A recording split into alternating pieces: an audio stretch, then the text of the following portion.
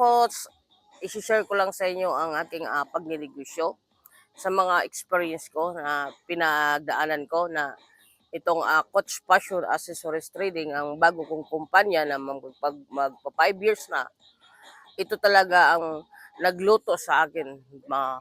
Kasi ang tagal kong nagnegosyo, nagsimula pa ako ng 2006, 2007, ano na nga tayo ngayon, 2026. So, ilang years na. So, dito ako na dito ako na humog, no? Grabe nung noon, um, lahat ng negosyo ko before nagsasara ito, no? So, ito yung sinasabing traditional business, no? Hindi pa natin alam yung social media, no? Gumagamit na noon social media 2013 o 2012, maalala ko yun. uh, uh, Binuksan ako ng partner ko ng Facebook pero nakakalimutan ko password. Kaya marami akong Facebook pero hindi ko mabuksan ang password. Kasi noon, nagdinegosyo ko ay hindi ako pumasok sa social media. Hindi ko pa alam ang YouTube, Facebook, Instagram, Twitter, ayan, IG. Hindi ko pa alam yung mga klase. Anong klase yan? Ang alam ko dati, class of plan. Naglalaro ako. So, sa tagal ko na sa pagdinegosyo, ang lahat niya nawawala nung panahon ng pandemic. Nagsasara ito.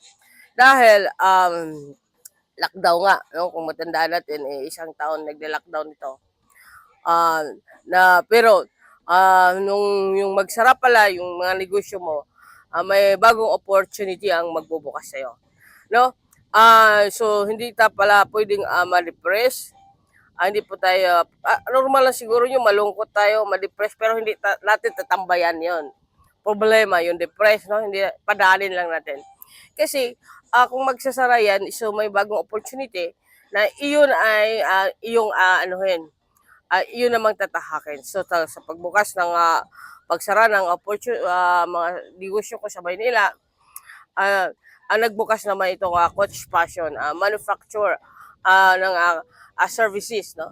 Yung anong gusto ng customer, ano ipagawa ng customer, pinag-studyhan ko ito, kung anong mga style niya at ginagawa ng ating company, anong mga print na gusto, na yan. So, magpa 5 years na po yung negosyo na yan. So, pero, yun na nga, ito yung nagbubukas. So, nag-start is zero capital, no? Talaga, kasi nagsasara, zero balance ka, pero nag-open sa akin ang social media. So, na-monetize po tayo sa YouTube. So, doon po sa YouTube ang nagbigay ng bagong opportunity para makapag-start po tayo ng negosyo. Ayan, yung mga sweldo ng YouTube, dahan-dahan ko po binili ng makina, no? Sikanahan na computer, no? Pinag-aaralan ko yung printing, no? Doon ako sa printing. So, nag-start talaga ako sa negosyo. Apat lang kami. Isang pamangkin ko, isang pinsan ko, isang buddy ko, at ako. So, apat lang kami talaga yan. So, sad lang, na nawala lang yung dalawa. Dalawa lang kami natira. So, hindi ni kaya yung stress. No? So, at ngayon, praise God, dahil umabot na po tayo sa 24 empleyado, no? Ng coach at magpa 5 years na tayo ngayon. So, ang gusto ko iparating sa inyo na ang social media ay malaking tulong to, tulad sa akin, na nawala ng negosyo, nawala ng trabaho. So, pwede kang anytime mag-monetize, no? Pero long term yung mindset mo. Sa negosyo dun, long term. Dapat sa pag-start natin ng negosyo, huwag tayong mag-isip agad ng kumita tayo agad. So, may sacrifice yung pagdaanan natin bago natin makamit yung ating gustong negosyo, no? Ang experience ko, grabe.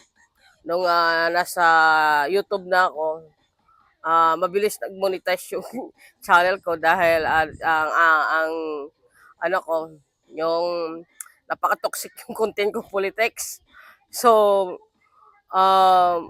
Ngayon, ang channel nga tumulong sa akin noon ay nag-demonetize siya dahil sinirado ko yung channel ko yung mga politics kasi hindi ko gusto kasi parang nakakasira sa aking gusto ko positive yung papasok sa aking mindset, papasok sa aking isip. Kaya yung mga negative na maka-apekto sa akin kahit mawala yung ma-demonetize, pina-private ko lahat ng video ng politics kasi gusto ko po ay ang aking content ay tungkol sa pagtuturo sa experience na pinagdaanan ko tulad nitong vlog ko ngayon. So napakasarap, no? Um, nung una ay bilang isang negosyante, yung una ay unang taon ko, 2 taon na binigyan po tayo ng maraming sales dahil uh, ang ating ano doon, marami po tayong na community na may community tayong nabuo sa YouTube at yun na yung nag-order sa atin. So napakarami. So ang experience ko doon na hindi po tayo doon mas ano, yung agad na kampante. Kala natin hindi hina. So dumating sa punto na ang lahat ng income ko agad ito pinatayo ko ng building. Pinatayo ko ng kasi paano mo maging dahil sa order ay marami, so mahisikip sa bahay kaya nagpatayo ko ng building para lalagyan ng mga machine. So marami. So siyempre nung una printing pa yung negosyo ko. So pinag-aralan namin kung ano ba yung mga dapat malaman doon sa printing para maging quality yung product mo. So kailangan pala ng mga dambuhala ng mga machine. Siyempre, una, ang alam namin, rubberized yung dikit-dikit, i-heat press na rubberized na print, ay ito ay natatanggal pag i-washing, ilalaba mo. Sabi ng niya, ang aking mga client ay nasa ibang bansa. So, ang, ano nila, ang sabon nila ay matapang. So, mag-washing na sila. Ilagay nila yung order ko, tanggal ang mga rubberized kung ang mga print. Pero maganda sana kasi ang orders nila ginagawa namin, yung print na gusto nilang ginagawa namin. Kaya lang ang problema, niglaba, tanggal lahat. So, pinag-aralan ko yun. So, sa team namin pinapanood namin sa YouTube kung anong gagawin. So, yun pala yung sublimation. Print, mayroon pala dito.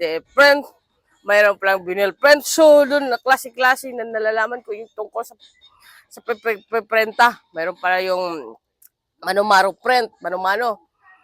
So, doon ko nakilala ang ano nung klaseng print. So, nagsimula doon, nag-decide ako bumili ng mga dambuhalong makina. So, sa naipon ko na yon, no, nagkampante ako na tuloy-tuloy.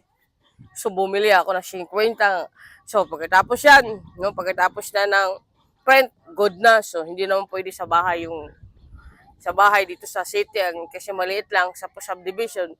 Bawal doon magpasok labas ang tao. Bakit palagi may pasok labas? Bawal doon. So, ginawa ko, inuwi ko sa bahay sa aking parents yung aking business. Kaya, ang aking patahian, maniwala kasi hindi nasa gitna ng bundok. Nasa gitna ng kahoy. Kasi doon, naisip ko, doon ako lagay ng production. Kasi walang rent. Kasi kung diretso tayo sa may rent, di magandang mindset yun. So, gagamitin natin mismo yung bahay natin. So, una yung bahay ko, pero subdivision, bawal na magtagal ang tao at masishort na sa kuryente, masishort na sa mga tao, makikita na sa mga guard, bakit palabas-pasok. So, inuwi namin doon sa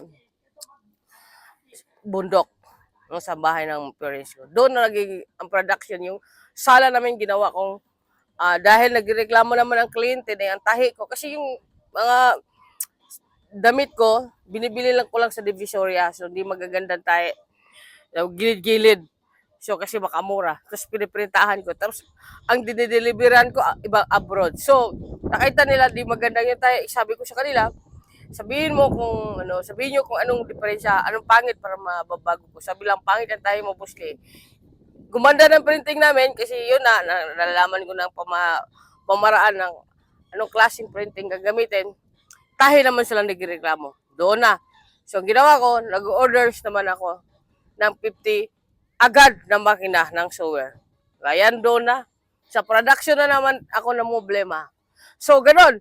So, sa pagdinegosyo, sarap ikwento kung paano mag-umpisa, pero gusto ko lang ipabot sa iyo na hindi tayo hinto. Tuloy-tuloy. Kung anong mga problema sa ating negosyo, ito'y solusyonan.